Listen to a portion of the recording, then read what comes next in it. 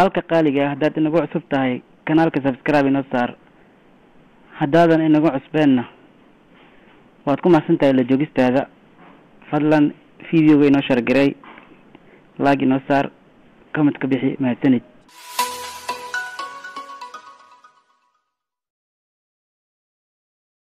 bismillahir rahmanir rahim assalaamu calaykum waraxmatullaahi wabarakaatuhu waa koorsada ugu baranaya luqadda hindiga casharkiisii 135 मेरी माँ ने मुझे घर पर रहने के लिए कहा hooyadeeda waxay ii sheegtay in aan guriga joogo मेरी माँ waxa laga wadaa hooyadeeda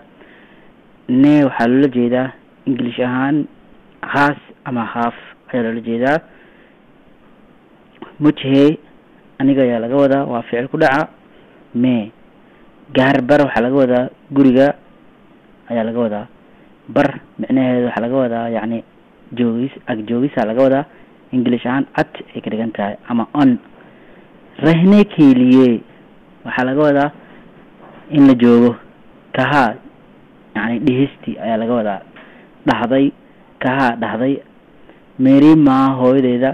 ne muche aniga gaar bar guriga रहने के लिए inaan joogo kaha ay ii sheegtay jumlada xigta आप adiga मुझसे aniga ये midani क्यों सबसे पूछ रहे हैं अति वदीनिसा आप adiga मुझसे aniga ये शेगनी क्यों सबसे पूछ रहे हैं अति वदीनिसा أنا وحني محد يوديني سؤال ليس आप मुझसे ये क्यों पूछ रहे हैं وحني محد سؤال